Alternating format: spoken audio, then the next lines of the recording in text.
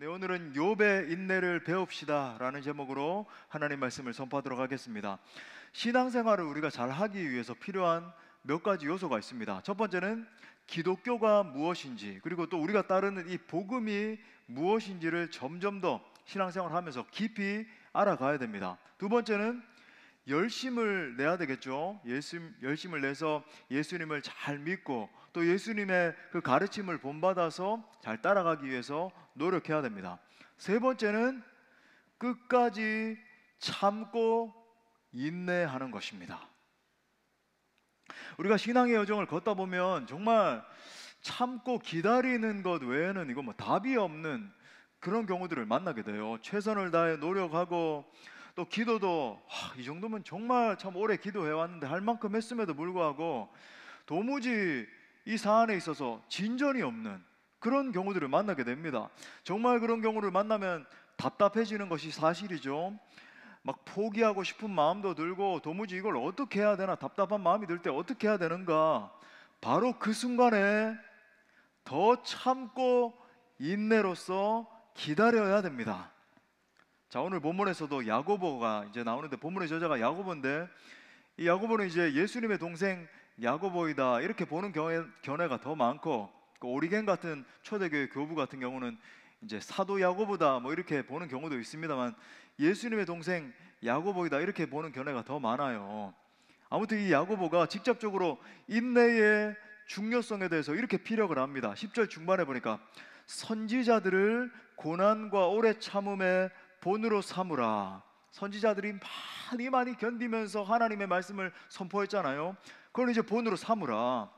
11절 초반에 보니까 보라 인내하는 자를 우리가 복되다 하나니. 우리가 이제 하나님의 사역을 감당할 때 은사와 재능이 굉장히 중요합니다. 은사가 적실하게 발휘되고 또 재능이 탁월하게 있어야 되겠죠. 재능이 발휘되는 게 중요한데 그것보다 더 중요한 요소가 있는데 바로 인내예요. 왜 그럴까요? 아무리 막 재능이 뛰어나서 막 특출나게 하고 한다 할지라도 풍성한 열매를 지속적으로 맺기 위해서는 인내하고 참고 기다리는 것이 필요한 것입니다. 재능이 뛰어난데 인내하지 못하면 금세 그냥 포기하게 되겠죠. 열매는 온데간데 없는 것입니다. 현재 이제 우리가 살아가고 있는 이 삶의 정황들을 보면, 이 시대 상황을 보면 악이 극도로 날뛰고 막 온 세상 가운데 악이 막 창궐하고 진동하는 것처럼 그렇게 보입니다. 전 세계적인 상황을 봐도 분쟁과 정치적인 불안함이 극도에 다다르 있고 그로부터 발생되는 이 경제적인 혼돈의 상황이 계속 심화되고 있습니다. 사회 문화적으로 봐도 갈등과 반목의 상황, 우리 사회가 대표고 전 세계가 그런데 우리 사회도 정말 만만치 않잖아요, 그죠? 막 각 세대가 다 갈라져 있고 싸우고 분열하고 서로를 향해서 비아냥거리고, 또 문화 영역도 얼마나, 그죠? 우리 아이들이 지금 서로 공유하고 있는 이 문화들 보면은 악하기 짝이 없어요. 모든 게 이 세이타닉, 이게 사탄적인 가치를 바탕으로 해서 영화 콘텐츠, 드라마 콘텐츠, 그죠? 뭐 게임 같은 것들 다 그렇게 양산되고 있고, 이런 상황에 소위 뭐 둘러 진쳐 있다 그럴까요? 그러다 보니까 사람들이 정신적으로 한계 상황에 다다르는 거죠. 어렵습니다. 미치는 거예요. 그러다 보니까 견디지를 못해서 정신과들마다 문전성시를 이루고 수면제 안 먹으면 잠도 못 자고, 이 시대를 살아가면서 대체 우리가 어디에다가 우리의 피난처를 삼고 피해야 될지 알지 못하는, 구약 시대에는 주님께서 피난처를 주셨는데 주님 우리가 어디에 피해야 됩니까? 다시 한번 말씀드리지만 정말 예수님 다시 오실 날이 가까우면 올수록 이 같은 혼돈의 상황은 점점 더 심각해질 것입니다. 그렇습니까? 예, 성경에 계속 그렇게 기록되어 있어요. 점점 더 심화될 거예요. 그리고 이러한 양상이 심화되면 심화될수록 사람들은 반드시 양갈래로 나뉘어지게 될 거예요.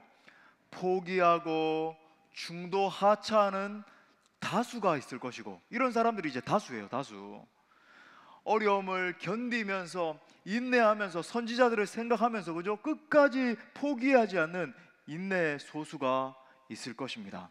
자, 지금 야고보가 선포하는 메시지의 핵심이 바로 이 인내에 관한 것이죠. 자, 오늘 말씀을 통해서 이러한 시대적 상황 속에서 마음이 연약해지고 흔들리는 지체들이 있다면 주님이 주시는 위로와 권면의 음성을 들을 수 있기를 바랍니다. 그래서 약해서 쓰러지고 포기하고 중도 하차하는 것이 아니라 견고하고 담대한 마음으로 끝까지 인내함을 통해서 승리하는 주의 권속들 되시기를 축복합니다. 크게 세 가지로 살펴보겠습니다. 첫 번째로, 하나님의 백성은 결국 승리합니다. 이게 대전제예요. 우리 한번 따라 합시다. 하나님의 백성은 결국 승리한다. 자, 우리가 이제 성경에 계속 반복되는 하나님의 사람들의 이 스토리들을 보면은 일정한 패턴이 반복적으로 나온다는 것을 보게 돼요.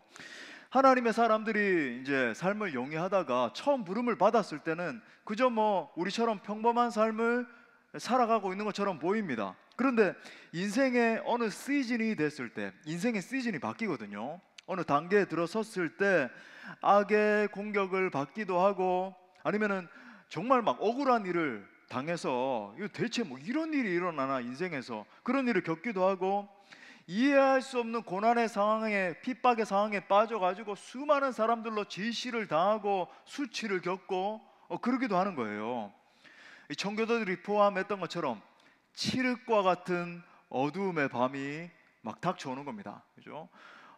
터널처럼 이렇게 끝이 보이면 견딜 만한데 끝이 보이지 않는 동굴과 같은 시간, 칠흑과 같은 어두움의 밤과 같은 시간을 보내는 가운데 이들이 깊은 깨어짐을 경험하게 되죠. 회개가 터져 나오고 이때 이제 영적인 성장을 경험하게 돼요. 우리 인간이 얼마나 악해가지고 고난이 없이는 이게 성장이 잘 이루어지지 않거든요. 우리는 막 뻣뻣하기 짝이 없고, 그죠? 고난을 통해서 깎여진다.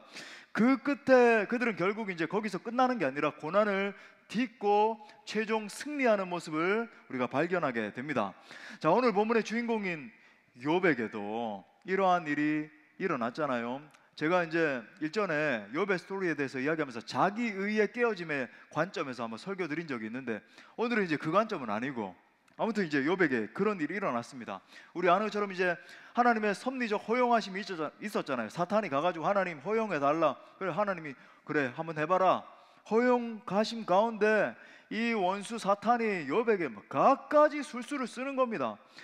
그 결과 욥의 인생 가운데 시련이란 시련, 상상할 수 있는 모든 어려움은 다 닥쳐 막 폭풍우가 몰려오는 거예요. 자신이 이제 동방에서 사람들에게 알려질 만큼 재산이 참 대단했는데 이 재산이 하루아침에 다 날아갑니다. 여러분 그거 아셔야 돼요. 하나님이 한번 손 탁 대시면 여러분 한 방에 날아가는 거예요. 우리가 뭐 그거 움켜쥐려고 얼마나 막 아닌 거예요. 자식들이, 그 많던 자식들 10명이 몰살당했습니다. 온몸에 악창이 나서, 기억하시죠? 막 가려워서 견딜 수가 없고 막 구더기가 기어다니고 기와장을 가져다가 막 벅벅 긁어야 겨우겨우 막 피가 줄줄 나고, 그죠? 그런 상황이 됐어요. 근데 이 친구들, 이 욥의 이제 욥기 전체 이 스토리를 보면 중반기가 전부 다 이 친구들의 비난 내용이잖아요. 이 친구들이 도와주지는 않고 와가지고는 비아냥거리고 성경 말씀 갖다 대면서 야, 너와 함께 계신 하나님이 대체 어디 있냐는 거예요. 아내도 와서 그죠 욥을 못 살게 갈구고 친구들도 막 대변한답시고 말씀을 가져다가 막 비난을 하고. 근데 더 우리가 성경을 통해서 발견할 수 있는 것은 그 막 칠흑과 같은 어두움의 시간을 지나면서 욥은 죽지 않는다는 거예요. 죽지 않아요.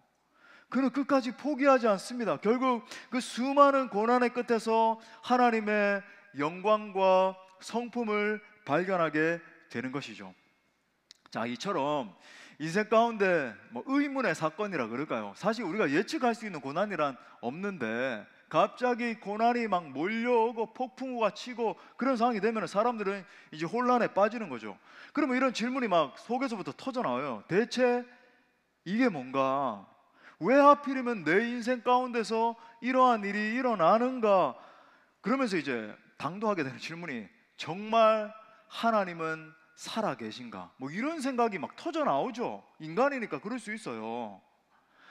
자, 그런데 이제 야고보가 욥의 인생 전체를 조망을 하면서 아주 간단하죠. 요 두 절에서 이런 결론을 내려요. 11절 중반에 보니까 너희가, 우리 같이 읽을까요? 시작. 너희가 욥의 인내를 들었고 주는 가장자비하시고 긍휼히 여기시는 이시니라. 아멘. 맞아. 너희가 아는 것처럼 욥의 인생 가운데 정말 많은 우여곡절이 있었고, 이건 뭐 견디기가 힘들 정도의 폭풍우를 만났지만 주께서 주신 멋진 결말을 봤다는 거예요. 야고보는 욥기의 결말을 통해서 우리에게 지금 의미심장한 메시지를 던지고 있는 겁니다. 그 메시지가 뭡니까? 우리의 인생 결말은 하나님께 달려 있다는 것입니다. 우리 하나님은 그리고 어떤 분이래요? 가장 자비하시고, 이 세상에 그 어떤 분도 이런 분이 없는데 가장 자비하시고 우리를 긍휼히 여기시는 분이시다.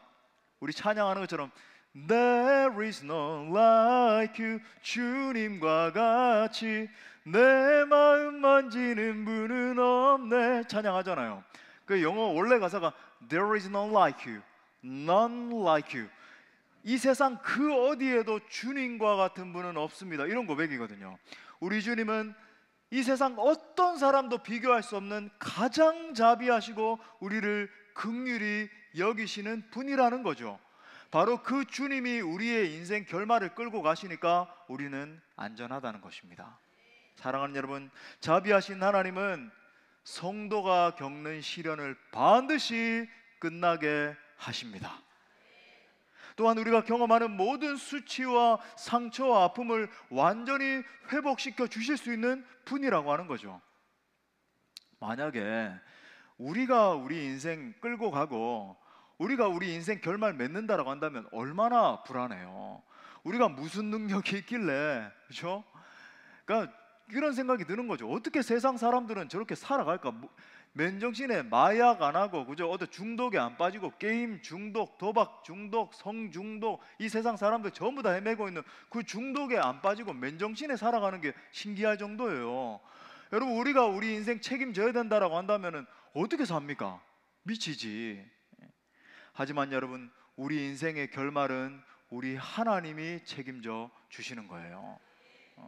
아니 뭐 그런 경우도 있잖아요. 목사님 참 이렇게 아프기만 하고 여러 가지 고난 가운데 여러분, 우리 성도의 결말은 뭡니까? 우리는 둘째 사망, 영원한 사망 가운데 들어가는 게 아니라 어디 가요? 영원한 천국이 예비돼 있잖아요. 천국, 나중에 천국 간다 하는 게 아니라 영원한 승리를 예비하신 하나님의 자비하심이죠.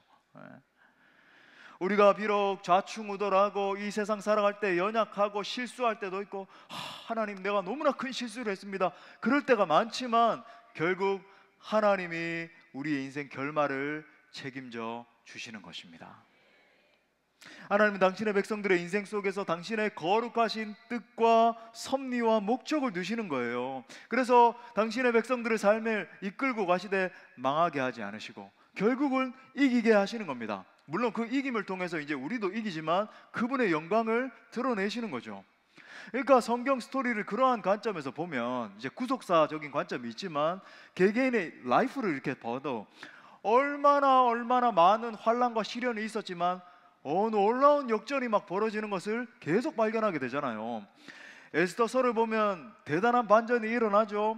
이 하만이 당시 이제 역사적인 구도로 봐도 권력자였고 왕과 유척돼 있었고 당시 고대 근동에서 최고 권력자 가운데 한 사람이 이 유대인들을 말살시키려고 하는 정책을 이제 마련한 겁니다. 어떻게 하면 이 이스라엘 백성들을 완전히 역사에서 몰아낼 것인가, 치밀한 계획을 세우게 되죠.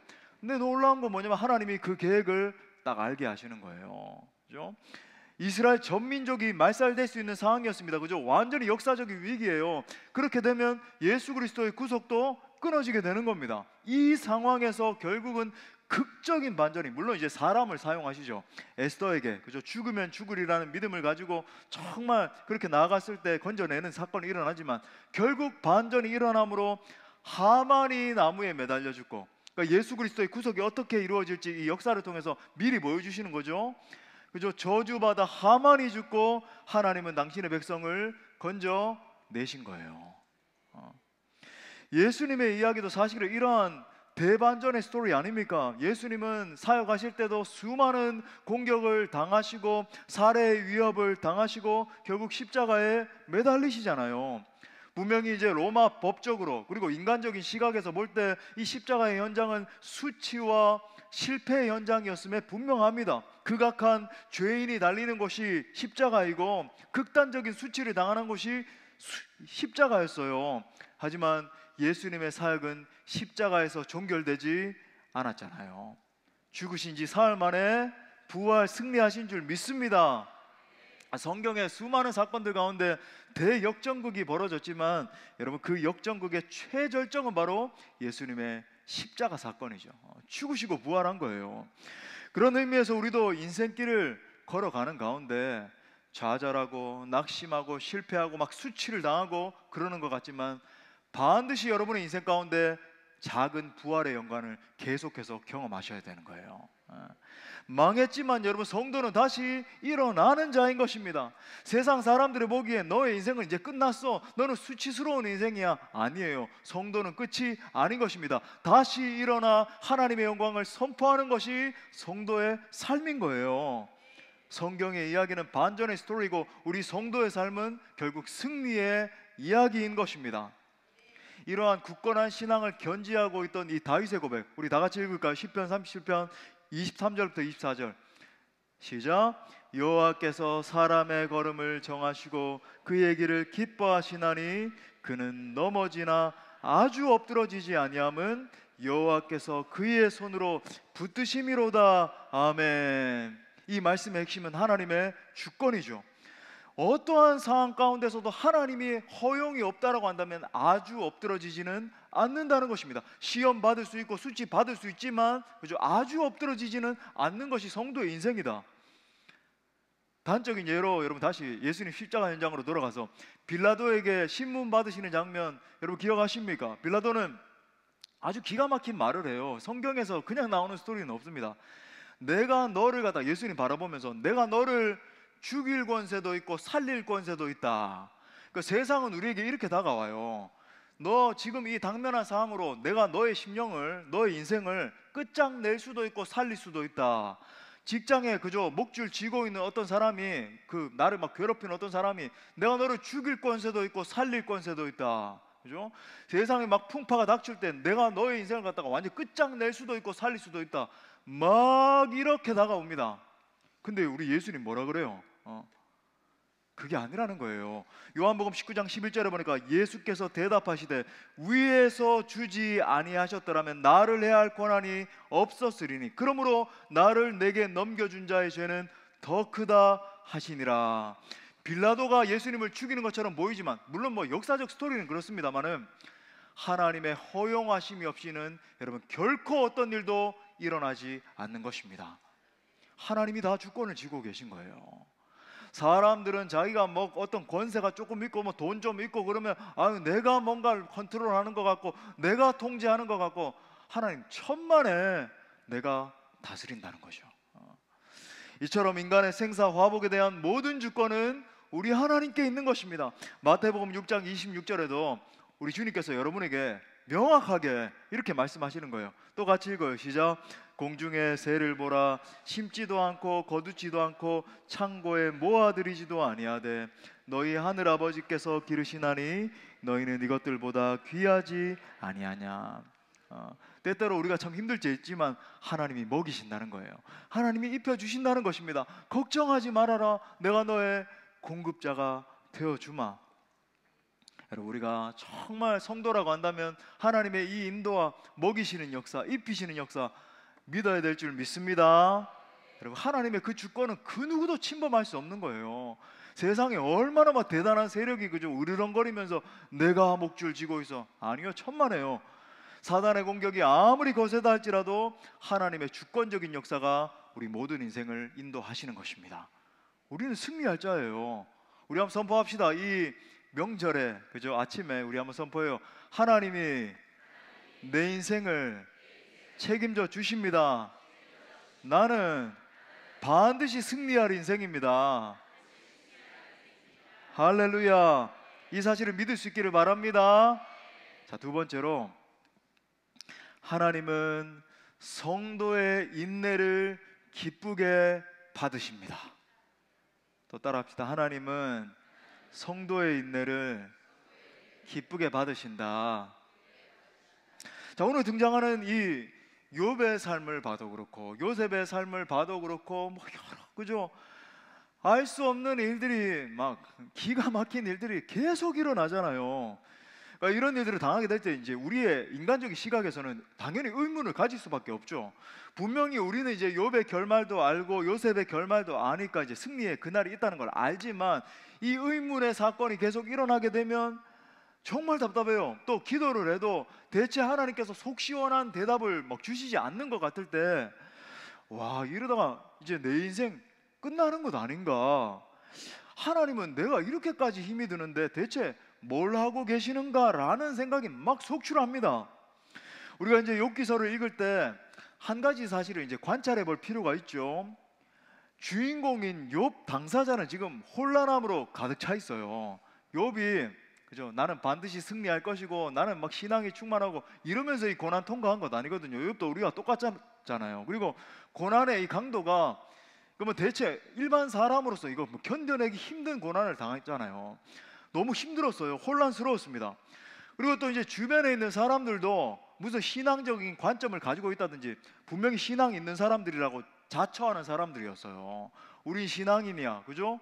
근데 여러분 그 신앙이 아니죠. 오히려 그 신앙의 말씀을 막 이용해서 욥을 막 갈구고 변증하자 그러면서 나와가지고 너의 하나님이 어디 있느냐 막 조롱을 하고 아내는 와서 당신이 예배하는 하나님을 저주하고 죽으라 그러고 막 얼마나 독한 말을 막 퍼부으면서 뭐 그러고 있는 거죠.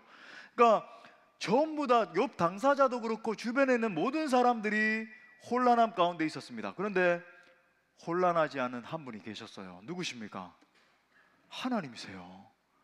하나님에게는 혼란함이 전혀 없습니다. 우리 인간의 편에서 볼 때 혼란스러운 것이지 하나님의 편에 볼 때는 모든 것이 그분의 계획 아래에서 오차 없이 이루어지고 있었던 거예요.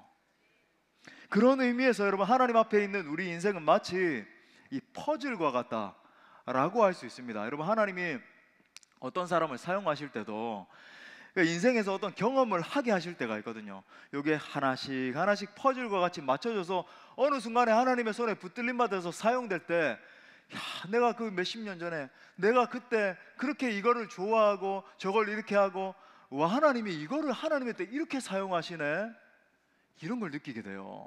내가 예전에 이런 걸 배우게 하셨는데 이건 뭐 대체 왜 배우지? 아니요, 하나님의 때 그걸 절묘하게 들어맞게 하셔서 이렇게 사용하시는 것을 경험하게 되더라는 것입니다. 뭐 제 인생을 봐도 그렇고 그러니까 우리의 실패와 아픔도 마찬가지예요. 우리가 생각할 때는 막 무분별한 아픔이 막 터져 나오고 실패를 이거 왜 일어나지? 아니요, 하나님의 절대적인 주권 속에서 하나씩 하나씩 다 이루어지고 있는 것입니다.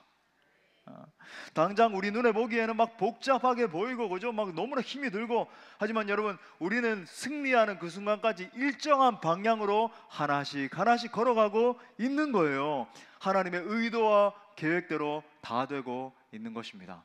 우리 성화도 마찬가지잖아요. 우리 안에 계시는 성령께서 우리를 하나씩 하나씩 때때로 막 어려움을 당하고 답답함을 당한다 할지라도 우리의 성화를 이루어가고 계세요. 자, 이 지혜를 우리가 얻었다라고 한다면 붙든다라고 한다면 진짜 지혜가 뭘까요? 우리가 붙들어야 되는 고난의 이유를 알아내려고 하는 것이 아니라 하나님 대체 이게 뭡니까? 그 이유가 뭡니까? 계속 거기에 집중할 것이 아니라 그 고난을 인내하면서 견뎌내는 것입니다.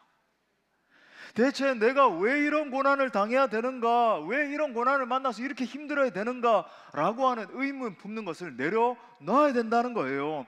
우리의 에너지와 우리의 마음의 초점을 오히려 인내하며 승리하는 것에 맞춰야 된다는 말이죠. 자, 이 욥의 교훈을 통해서 우리가 배워야 되는 영성의 핵심이 지금 야고보가 계속 이야기하는 것처럼 바로 인내의 영성이에요. 지금 야고보는 어떤 사람이 진정으로 복되다라고 말합니까? 11절 상반에 다시 보니까 보라 인내하는 자를 우리가 복되다 하나니, 그러니까 고난이 없는 사람이 복된 사람이 아니라 세상적인 세속적인 사고방식에서는 고난이 없고 뭐 승승장구하는 것처럼 보이고 그러면 뭐 복되다 이러잖아요. 그게 아니라는 거예요. 신앙적인 측면에서 볼 때 고난 없는 인생은 없는데 너무나 힘겹고 어렵고 이런 상황을 닥쳤다 할지라도 그것이 없는 것이 복된 사람이 아니라 고난 중에 인내하는 사람이 복되다라는 것입니다.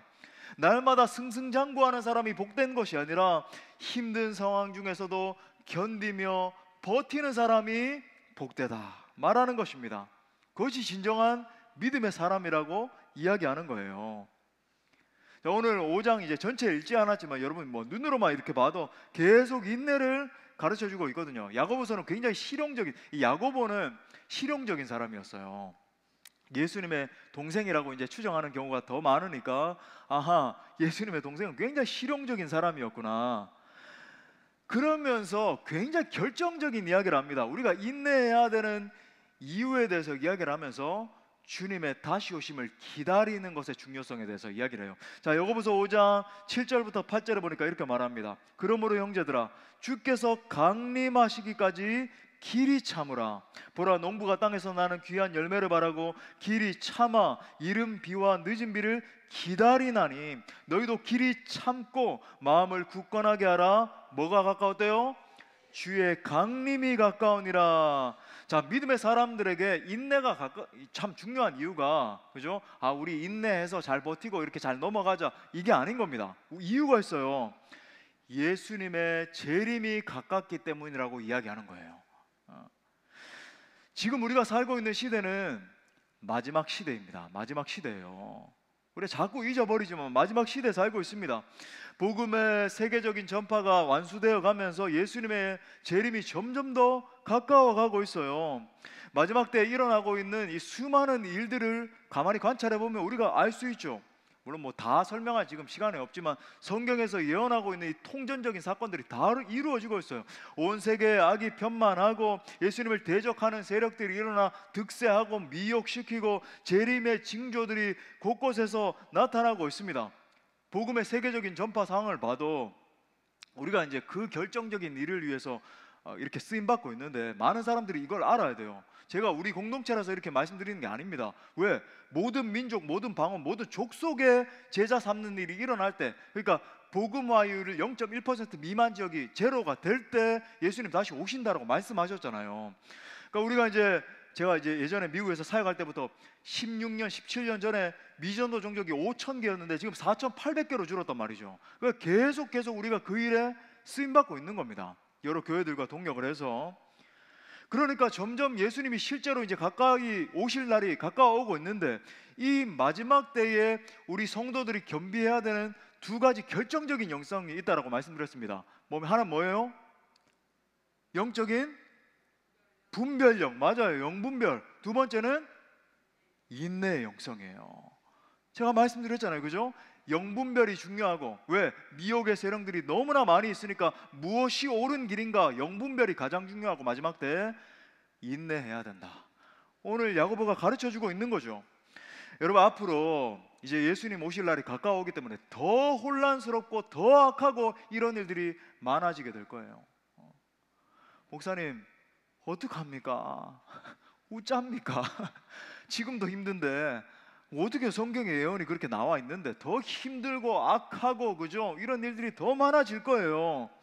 그런데 여러분, 우리 예수님도 주님 오시기 직전에 일어나는 모든 일들에 대해서 쫙 언급을 하시고는 믿음의 인내가 구원과 연결되어 있음에 대해서 말씀하셨다. 제가 전에도 한번 말씀드린 적이 있어요. 자, 마태복음 24장 13절 말씀도 같이 읽겠습니다. 시작. 그러나 끝까지 견디는 자는 구원을 얻으리라. 아멘. 자, 지금 예수님이 하신 말씀의 명확한 구도를 보세요. 예수님은 끝까지 견디는 것, 견디는 게 뭐예요? 인내잖아요. 끝까지 인내하는 것을 구원과 연결시켜서 지금 설명을 하시네요.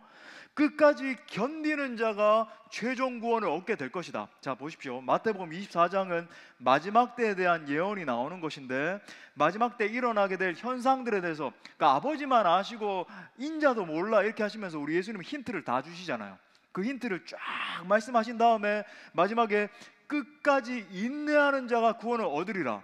자, 이 말씀을 뒤집어서 말씀을 드리자면, 마지막 때에 극심한 환란이 막 점점 강화되고 여러 가지 어려움들을 점점 더 만나게 될 텐데, 이 환란 가운데 끝까지 견디지 못하는 자는 구원받을 수 있다는 말입니까? 못 받는다는 말입니까?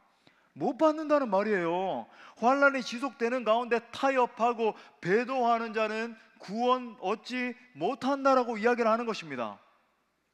그러므로 사랑하는 여러분, 하나님께서 우리에게 이 마지막 때에 명확하게 원하시는 영성은 바로 인내의 영성입니다.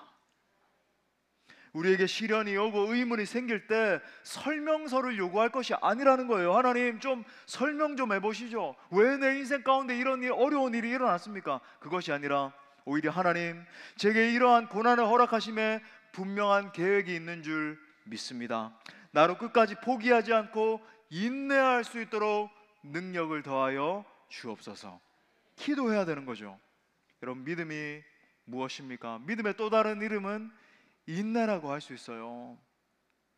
저도 목회를 하면서 목회에서 가장 중요한 것이 인내임을 깨닫습니다. 수많은 고뇌의 밤들을 통과하는 가운데 인내하고 또 인내했습니다. 뭐 다 설명할 수 없지만, 그죠? 뭐 건축의 상황, 코로나의 상황, 뭐 코로나 팬데믹 같은 걸 목회 가운데 만나게 될지 누가 알았겠어요. 제가 또 목회 초창기였는데 수많은 시간들 건축을 또 하고 있는 상황이었죠.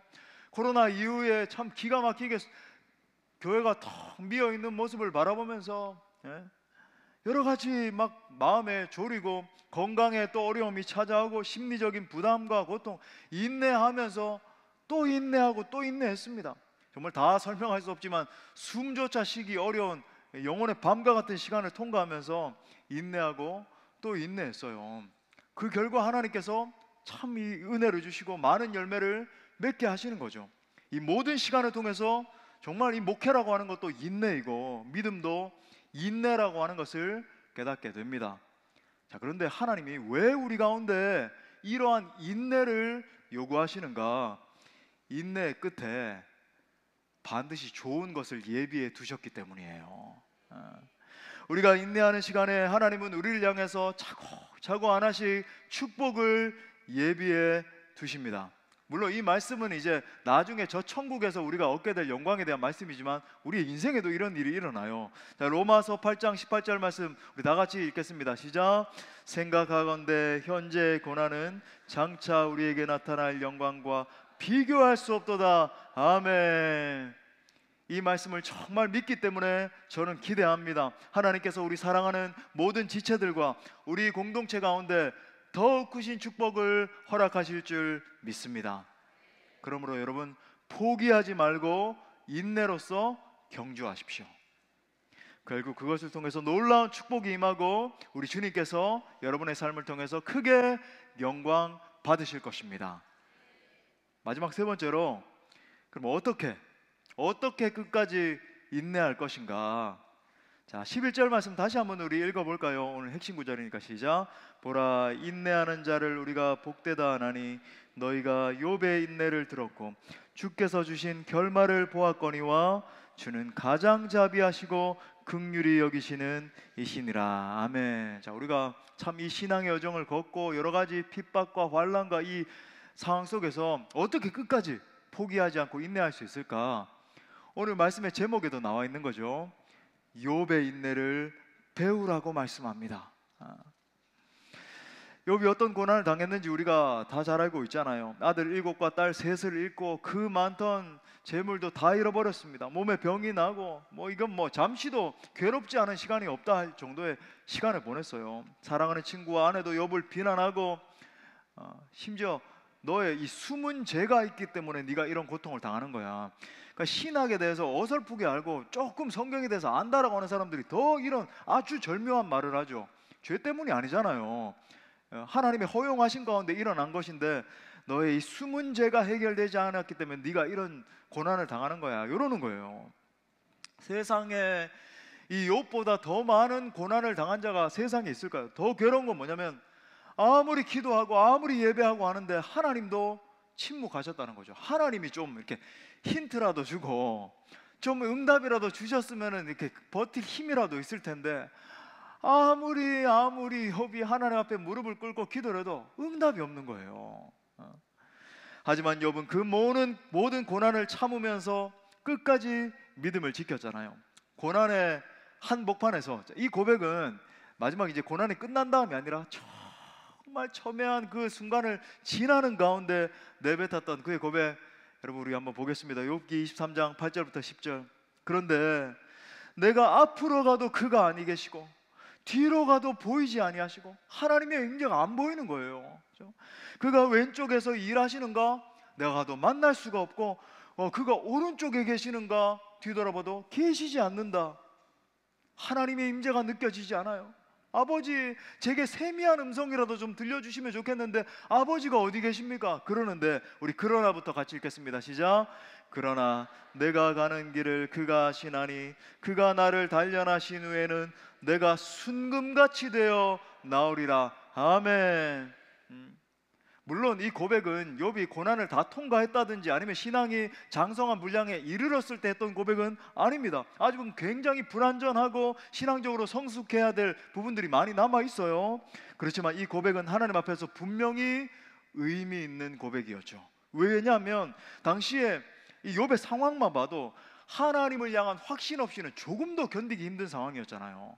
또 이 상황에서 이 고백은 그죠? 다듬어져가는 이 신앙의 여정 속에서 그가 드릴 수 있는 최선의 고백이었단 말이죠.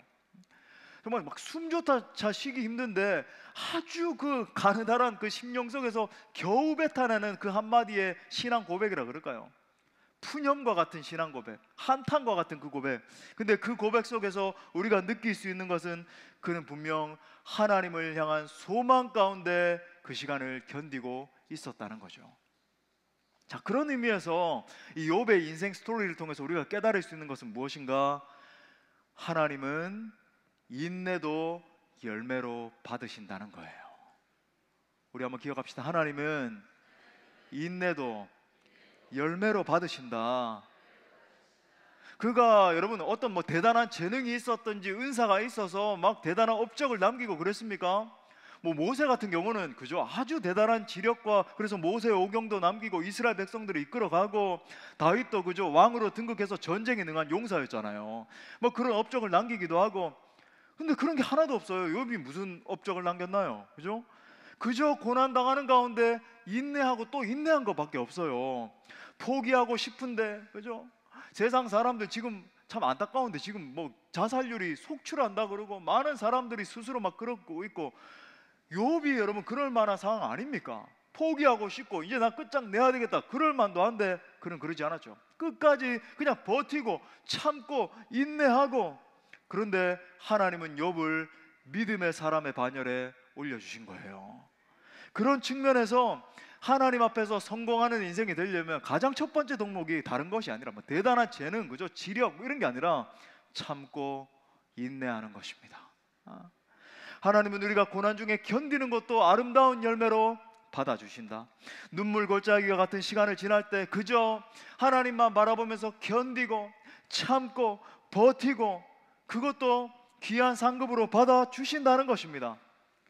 그 명확한 증거가 무엇인가? 욥기 4장 42장에 보면은 그죠, 욥이 이 모든 고난을 통과한 다음에 하나님이 갑절의 축복으로 갚아주시잖아요. 물론 이 말이 더 큰 복을 받았다는 것에 이제 초점이 있는 게 아니라 뭐 더 많은 재물, 우리는 뭐 거기에 초점을 둘지 모르겠지만 그게 포인트가 아니고 하나님의 은혜가 욥의 인생을 덮었다는 것에 방점이 있는 거죠.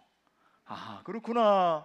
하나님이 욥의 그 모든 인내를 기쁘게 받아주셨기 때문에 축복으로 갚아주셨다는 말입니다.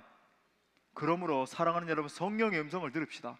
우리가 그죠, 욥과 같은 고난까지는 아니라도 견디기 힘든 순간을 지나고 이게 언제 끝날 것인가, 나는 어떻게 이 고난을 이겨낼 것인가 한숨 쉬고 있다 할지라도 성령님은 이렇게 말씀하고 계신 거예요. 사랑하는 아들아 딸아, 내가 그 어려운 상황에서 인내하고 있는 것도 내게는 너무나 귀하구나. 너의 그 눈물의 인내와 견딤을 통해서 반드시 많은 열매를 맺게 될 거야. 그러므로 내가 너의 인생을 이전보다 더욱 빛나게 해주리라. 반드시 너의 인생을 통해서 나의 영광을 만방에 드러내리라 말씀하시는 것입니다.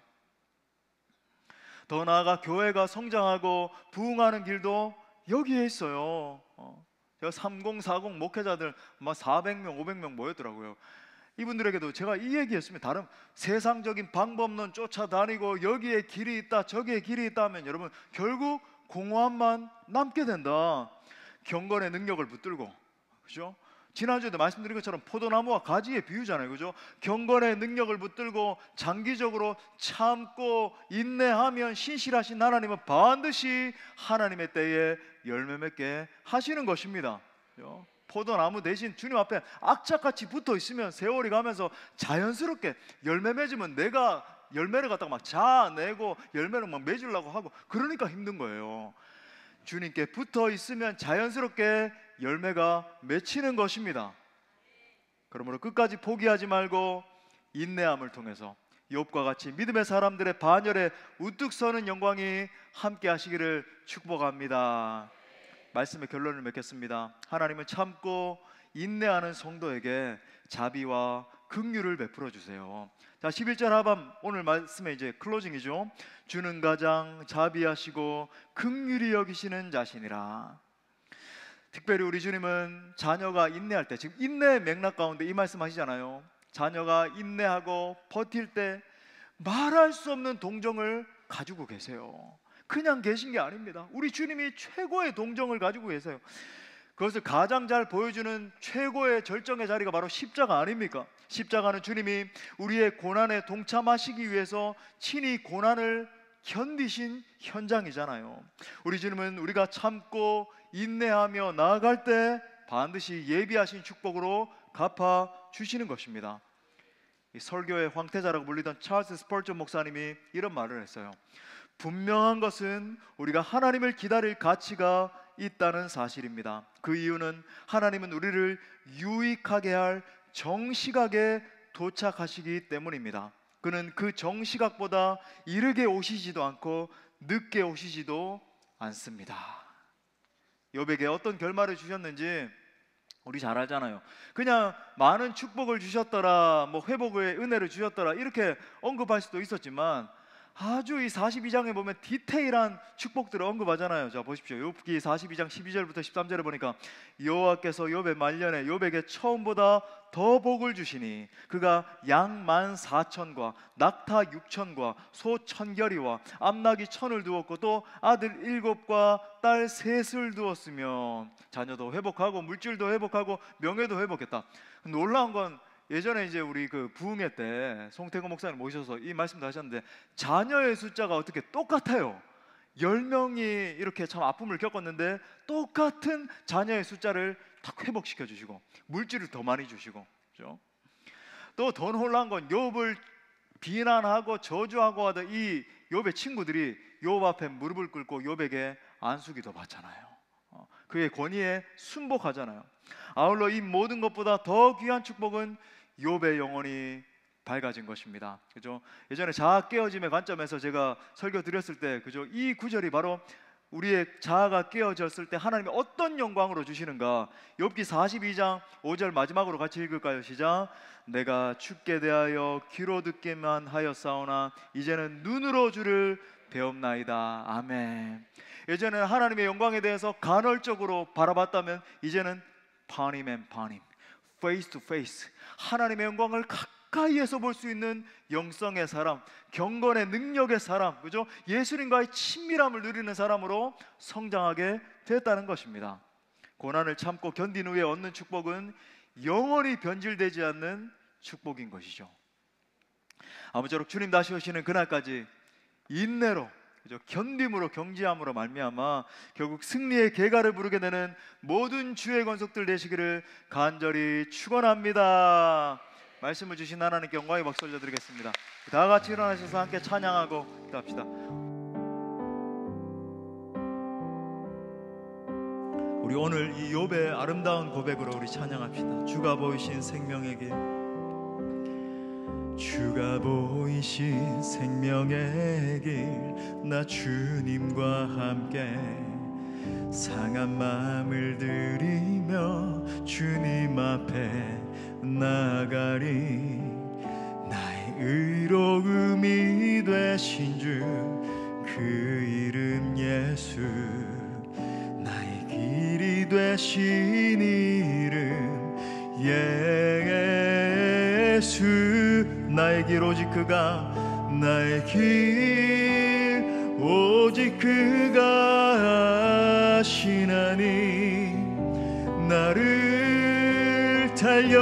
달려나신 후에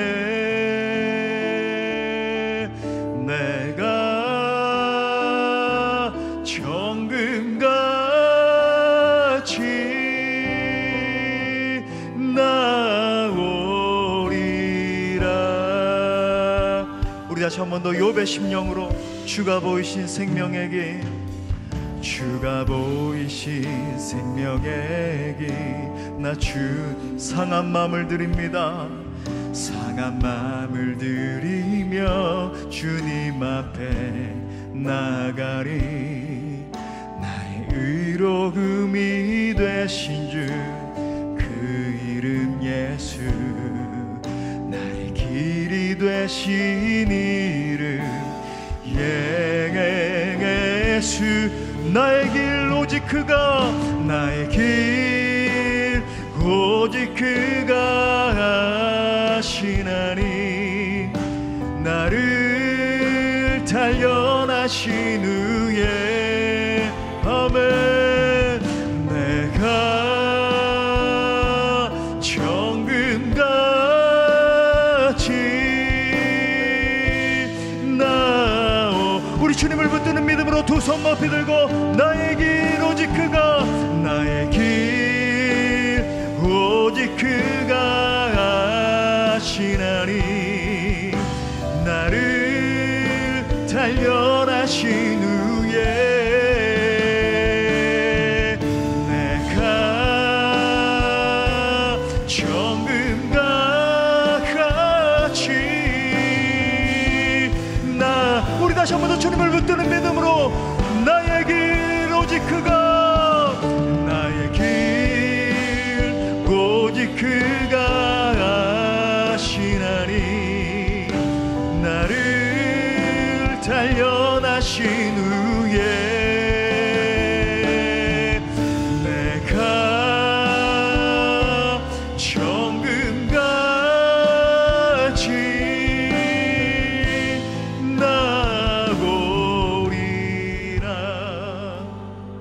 이 시간 우리 말씀 붙들고 함께 기도할 때, 이 마지막 시대에 원수 마귀는 어떻게 해서든지 우리를 힘들게 하고 넘어뜨리려고 활개를 치고 있습니다. 개인의 인생도 힘들고 온 세계와 사회도 분쟁과 고통과 환란이 가득한 때를 우리가 살고 있어요. 바로 이때에 우리 성도들에게 필요한 것은 믿음으로 주를 바라보며 인내하는 것입니다.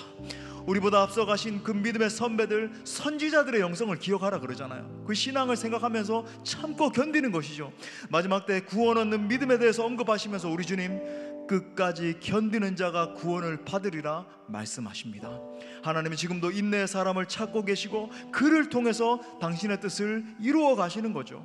우리 함께 기도할 때, 하나님이여, 고난 속에서 욥이 인내하며 견딘 것처럼 저도 끝까지 포기하지 않고 인내로서 경주하게 하여 주시옵소서. 결국 승리케 하실 하나님을 바라보면서 끝까지 인내하는 믿음의 종 되게 하여 주옵소서. 믿음의 선배들처럼 여러분 예레미야를 생각합시다. 이사야를 생각합시다. 여러분 수많은 선지자들이 매 맞고 추위에 견디면서 그저 채찍에 두들겨 맞고 피를 흘리면서 견뎠는데, 그 선배들처럼 우리 예수님 십자가 지시기까지 견디셨는데 그 예수님 바라보면서 더 굳센 믿음으로 승리케 하여 주시옵소서. 우리 함께 통성으로 기도합시다. 주여